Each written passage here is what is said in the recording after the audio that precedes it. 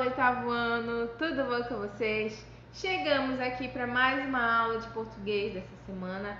E, gente, na aula de hoje, então, nós vamos revisar tudo que a gente aprendeu no capítulo 7 do terceiro bimestre. Estamos chegando aí para a aula de número 9. Então, vamos lá. Vamos fazer, já falei, a revisão do capítulo 7, que a gente começou vendo no módulo 3. E a gente vai fazer uma revisão de tudo que a gente já estudou até agora. Vamos encerrar esse capítulo e no final tem um pequeno trabalhinho para você fazer e eu vou explicar tudinho, tá? Vamos lá. Gente, o que a gente estudou no capítulo 7? A gente estudou sobre o cartoon, né? Na página 12, a primeira coisa que a gente estudou no capítulo 7 foi o cartoon. Depois a gente estudou sobre a coesão sequencial na página 20. Depois a gente falou sobre o aposto, página 25. E por último, nossa última aula foi sobre o vocativo, tá bom? Você deve ter reparado aí no seu livro que tem alguns assuntos que a gente não viu, tá bom? Por que a gente não viu, pessoal? A gente está nesse clima aí ainda de aula online. Então não vai dar tempo da gente ver todos os assuntos, porque o tempo aqui é diferente do tempo quando a gente está em sala de aula normal mesmo, tá bom? Então são esses assuntos que eu selecionei pra gente ver, que é pra gente também poder aprender melhor, né? Então tá aqui, tudo que a gente estudou no capítulo 7, a gente vai fazer uma recapitulação de tudo isso. Vamos lá. Vamos começar então recapitulando sobre o cartoon, que foi a nossa primeira aula do capítulo 7, módulo 3. Então vamos lá. O cartoon é um gênero jornalístico considerado opinativo ou analítico, que critica, satiriza e expõe situações por meio do grafismo e humor. Olha que legal ficou essa animação aí. Então, gente, a gente já falou sobre o cartoon. Então, basicamente, o cartoon é um gênero jornalístico. Por quê?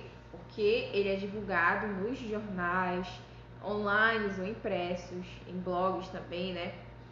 Ele é considerado opinativo porque ele sempre vai trazer uma crítica social sobre algum assunto da atualidade.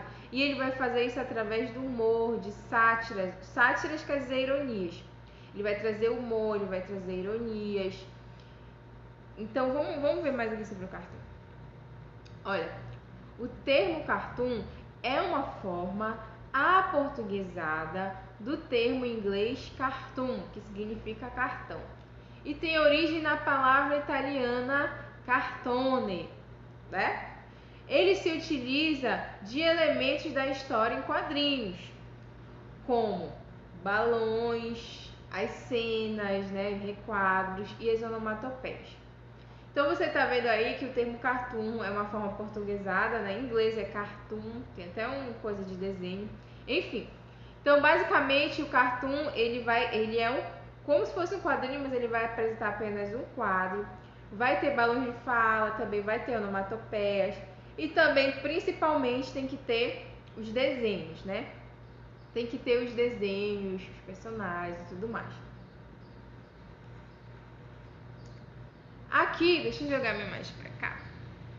Então você tá vendo aqui, ó, desse lado aqui, algumas características do cartoon. E a gente tá vendo aqui a primeira, ó. Um cartoon, ele é um gênero textual constituído de linguagem não verbal, ou seja, a linguagem não verbal são os desenhos, tá bom? Desenhos, imagens. E ele também tem a linguagem verbal, no caso ele vai ter uma linguagem mista, né? Aqui, a sátira, né? A sátira quer dizer que ele vai estar, tipo, tirando uma gracinha com aquele assunto, sabe? Tipo, avacalhando, entre aspas, né? Humor, né? Tem que ter humor, sátira e humor. A ironia, cômico, que também tem a ver com humor. Atemporalidade. O que é essa atemporalidade?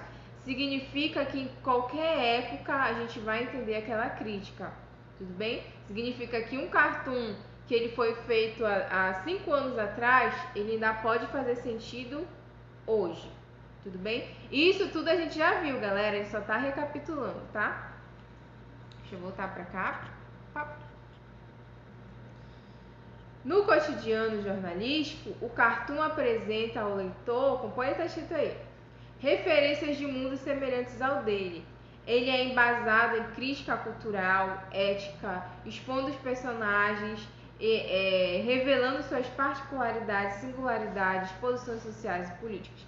Então, basicamente, o cartunista, como é chamada a pessoa que faz o cartoon, ele vai criticar, fazer uma crítica de um assunto da atualidade. Pode ser algo cultural, pode ser algo político, pode ser de posição social. Deixa eu ver se tem exemplos aqui pra vocês. Olha esse exemplo aqui. A gente já viu isso na aula. O homem fala, não sou racista, o cara que corta meu cabelo é negro. E a gente vê o cara que cortando o cabelo dele, né, querendo, né, matar ele. Então, a crítica social que ele está fazendo aqui é uma crítica social ao racismo, né? Que ele fala que ele disse não ser racista porque o cara que corta o cabelo dele é negro. Isso não tem nada a ver, né?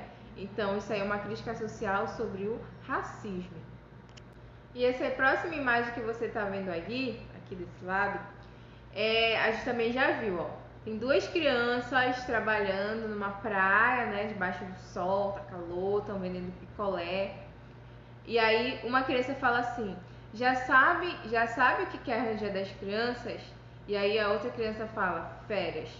Então essa crítica aí é a crítica ao trabalho infantil, né? Que significa que essas crianças aí não deviam estar trabalhando, elas deviam estar na escola, deviam estar estudando, mas estão aí trabalhando. E a criança diz que ela quer férias, porque ela não quer mais trabalhar, ela quer descansar, né?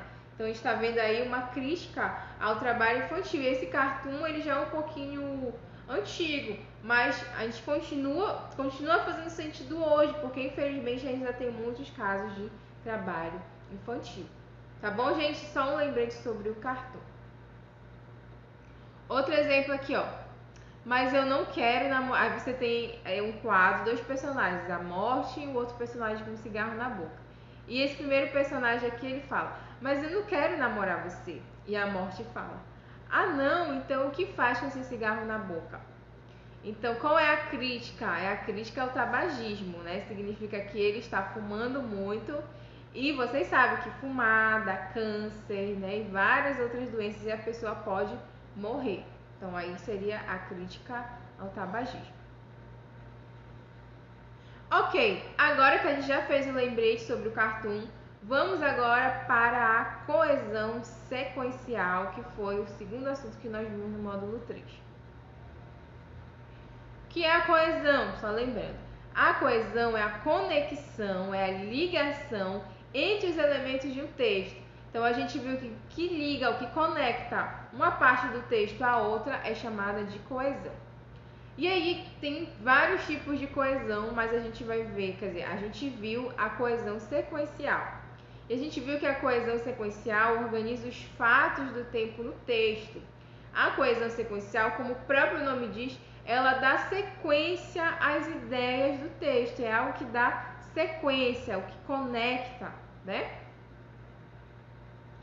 Os elementos usados para essa coesão, aí você tem as conjunções. Lembra aquelas conjunções de adição, de oposição, de afirmação, de negação, enfim. Tem as conjunções, as locuções conjuntivas, advérbios também. A gente vai ver também que pronomes são usados para fazer essa coesão. Olha só esse exemplo. Primeiro exemplo. A sexualidade ainda é um tabu. Por isso, algumas pessoas sentem vergonha do próprio corpo. Então a gente está vendo aí que está marcado o por isso. O por isso aí está ligando então a primeira parte do texto com a outra parte. E a gente já tem aí uma locução conjuntiva que dá uma ideia de quê? De causa, né? Causa. Segundo, a cultura brasileira é o resultado da miscigenação de imigrantes de diversas origens. No entanto, percebe-se ainda a persistência no preconceito diante das religiões não europeias. Então você está vendo que está marcado aí no entanto.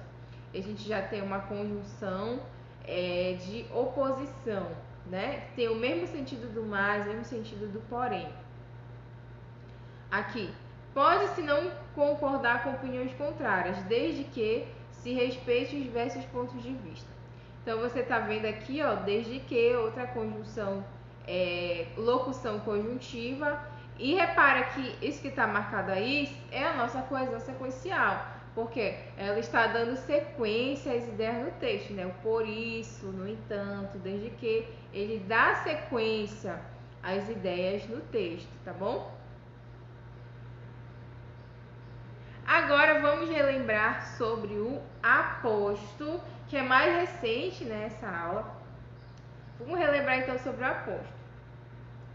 Aposto é uma palavra ou expressão usada para explicar, resumir, especificar ou enumerar um termo anterior.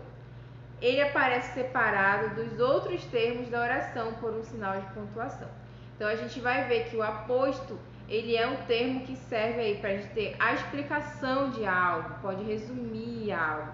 E ele geralmente vem acompanhado aí de vírgulas, ou dois pontos, ou entre parênteses, ou travessões, né? Ele sempre vai ser isolado aí, esse aposto. Vamos continuar vendo aqui?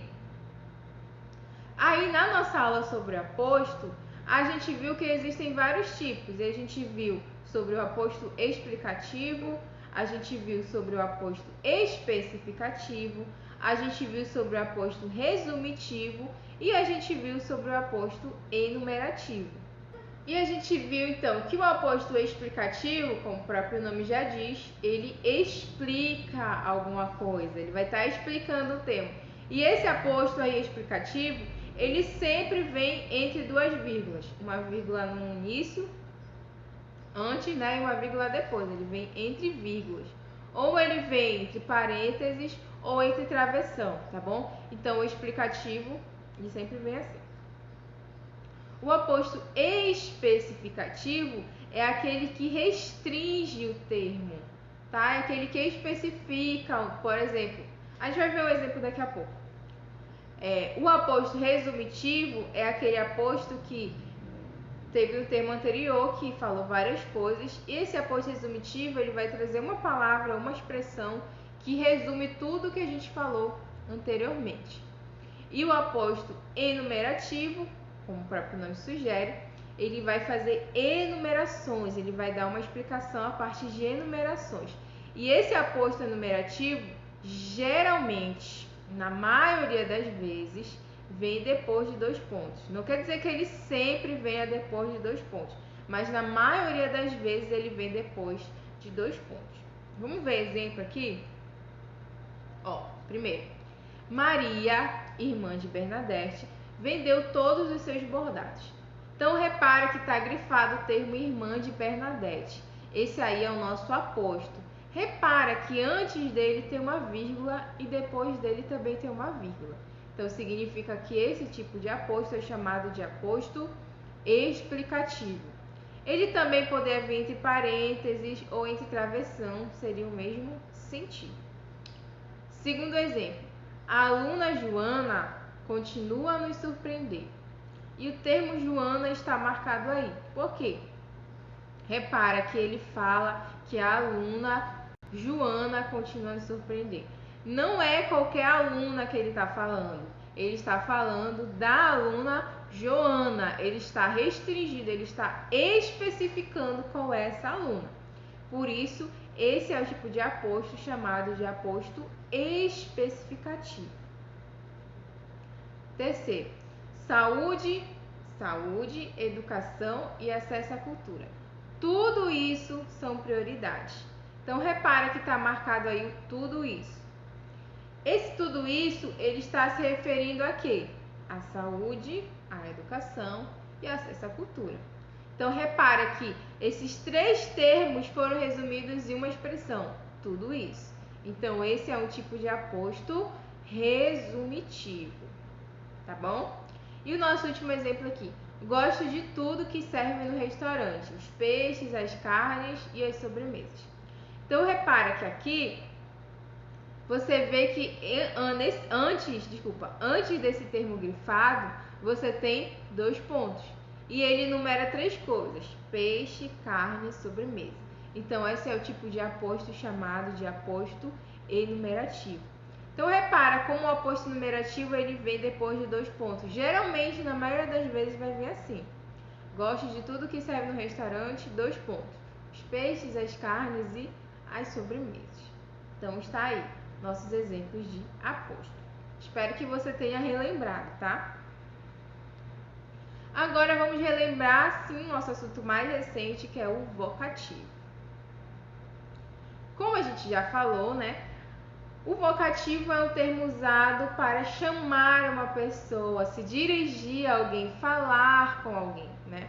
Geralmente, ele é isolado por vírgulas, ou seja, uma vírgula antes e uma vírgula depois. Ou ele também vem acompanhado de ponto de exclamação ou vem acompanhado de 2 pontos. Então, vamos rever aqui esse exemplo de vocativo. Olha esses exemplos. Mãe, posso sair? Então, repara que o termo mãe está aí grifado em vermelho, né? Que significa? Significa que alguém está falando com a mãe, alguém está se dirigindo a ela. Então, por isso o termo mãe vem depois de uma vírgula. Ele é o nosso vocativo. Outro exemplo aqui. Gente, o que houve? O gente, ele também está marcado porque alguém está falando com esse pessoal, né? Digamos que eu fale, gente, o que houve? Então, gente quer dizer que eu estou chamando alguém, estou me dirigindo, falando com alguém. O bom dia, amigos. Então, a gente tem aí o amigos, repara que veio com ponto de exclamação, né? E eles também têm uma vírgula. Então, eu estou me dirigindo, eu estou falando, né? Por isso que está aí em vermelho, tá bom? Então, gente, essa foi a nossa revisão de tudo que a gente viu no capítulo 7 do módulo 3. Agora, preste muita atenção, atenção total no que eu vou falar para você agora. Agora que a gente encerrou já o nosso capítulo 7, quer dizer, nosso capítulo 7, eu vou deixar para vocês uma atividade, uma lista de exercícios com todos os assuntos que a gente viu no capítulo 7, tá bom? E preste atenção, essa atividade vale pontuação para a sua terceira avaliação. Como que vai ser essa atividade? Essa atividade ela é 100% online, tá bom? Como assim? Aí no link da descrição do vídeo tem um link dessa atividade para você. É o mesmo jeito, sabe como a gente faz lá na aula de ensino religioso, que você responde as perguntinhas? É exatamente assim que você vai fazer aqui. Então, aqui na descrição do vídeo, você tem um link com essa atividade online. Essa atividade vão ter várias questões sobre os assuntos que a gente viu no capítulo 7, tá bom? Então, eu peço para você fazer essa atividade com calma. Você pode aí estar pegando o seu livro, todas as suas anotações para te ajudar a responder essas questões, tá bom? E aí eu vou colocar para vocês, o link já tá aí, você clica. Você pode responder pelo celular, pode responder pelo notebook, pode responder até pela sua Smart TV, você pode aí estar respondendo. Tudo bem? E é isso, não se esqueça, link na descrição do vídeo, você vai fazer essa atividade 100% online, algo bem prático, tá bom? Sobre todos os assuntos que a gente viu no capítulo 7 e essa atividade vale o ponto para a sua terceira avaliação. Só lembrando que eu falei para vocês que a gente vai ter aí 3 atividades dessa, né? A gente vai ver no módulo 3 capítulos, então vamos ter 3 atividades. Gente, qualquer dúvida é só entrar em contato comigo ou entrar em contato com a coordenação que eu respondo vocês, tá bom? Bons estudos para vocês, até a próxima aula, tchauzinho!